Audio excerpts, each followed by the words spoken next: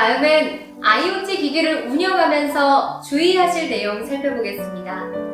하루가 시작되는 아침에 주의와 경보가 발견이 됐다면 대상자가 지난밤 기간 중에 좋지 않은 상황이 발생했을 가능성이 높습니다.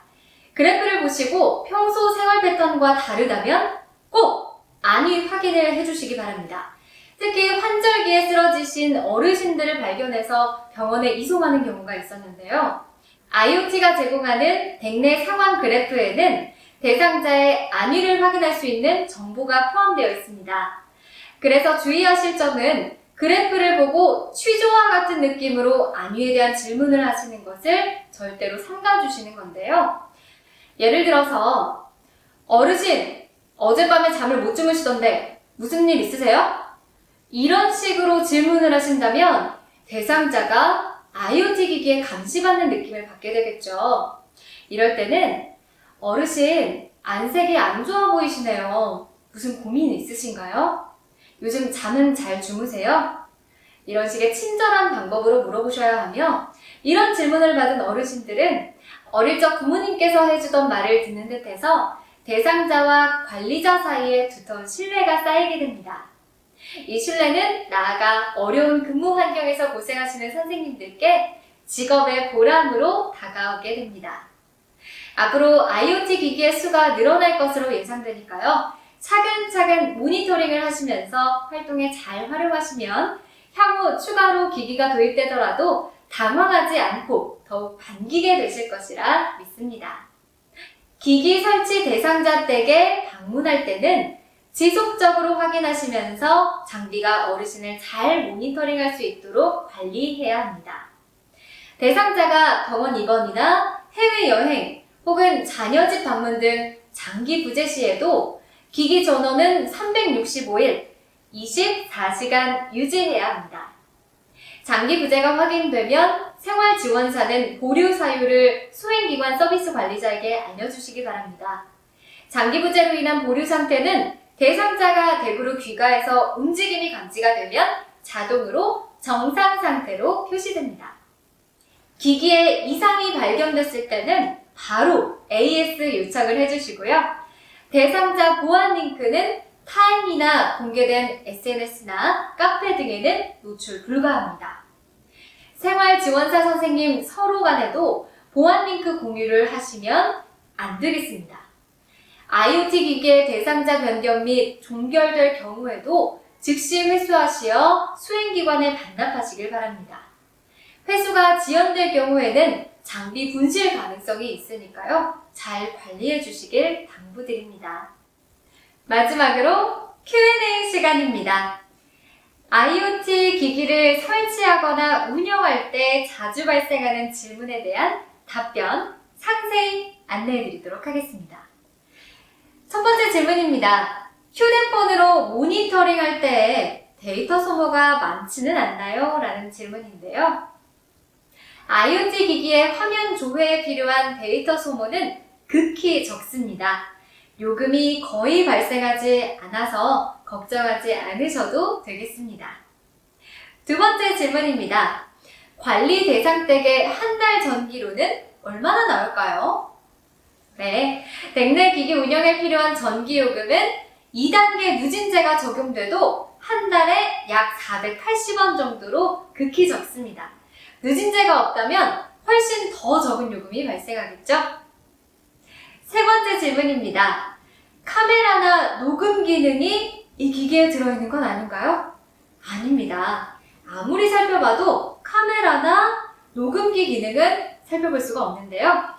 댁내 설치된 IoT 기기에는 카메라나 녹음 기능이 없습니다. 개인정보도 담고 있지 않기 때문에 안심하고 사용하셔도 되겠습니다. 네 번째 질문입니다. 제품에서 소리나 불빛이 자주 나오나요? 아닙니다. 상태 표시 LED는 최초 전원 인가 시에만 30초에서 1분 정도 불빛이 깜빡이고요. 기기 이상 시에도 깜빡이는데요. 평상시 정상 작동일 경우에는 불빛이 전혀 나오지 않습니다. 불빛과 소음으로 인한 문제는 걱정하지 않으셔도 되겠습니다. 다섯 번째 질문입니다. 업무량이 많아지는 건 아닌가요? 라는 질문인데요. 아닙니다. 선생님들께서 업무 중에 제일 힘들었던 일 중 하나는 전화를 잘 안 받으시거나 부재로 인한 재방문이 빈번했던 일인데요. 오히려 이렇게 IoT 기기를 활용했을 때 업무량이 더욱더 적어지게 되고요. 오히려 대상자와 신뢰도 두터워지게 됩니다. 6번째 질문입니다. 이렇게 IoT 기기로 일자리가 없어지는 건 아닌가요? 라는 질문이 있는데요. 사회 인구 구조상 노령화는 급속화되고 있고요. 이렇게 노령화된 인구가 늘어나기 때문에 관리 인원은 향후 더욱더 늘어날 것이라는 전망입니다. 일자리에 대한 걱정 안 하셔도 되겠습니다. 7번째 질문입니다. 대상자 변경과 철거, 재설치가 쉬운가요? 대상자 변경 사유가 발생하더라도 기기 회수와 재설치가 매우 간단해서 어렵게 생각하실 필요가 없습니다. 8번째 질문입니다. 붙인 기기가 이렇게 떨어지면 어떡하나요?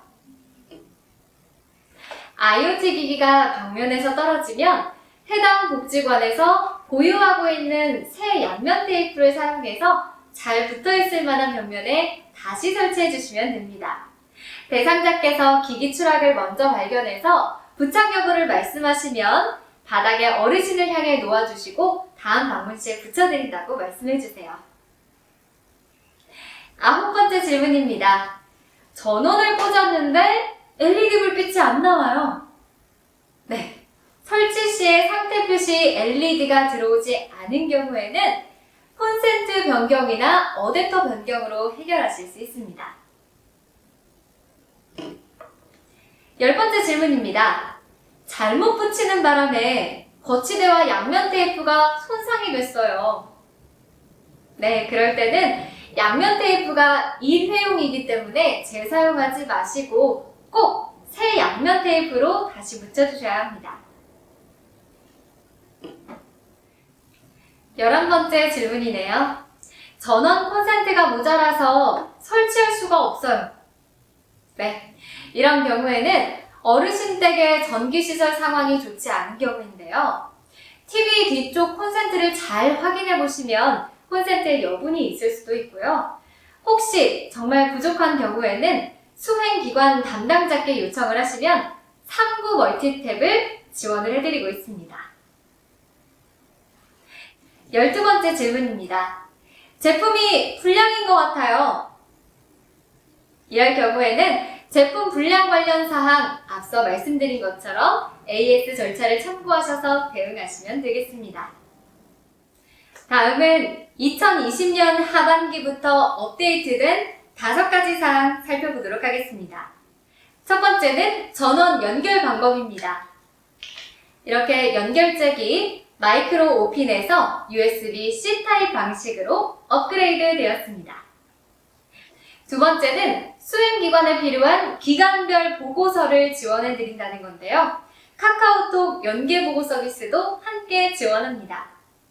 세 번째는 화면에서 보고 계시는 것처럼 이렇게 빨간색 점이 생긴 건데요.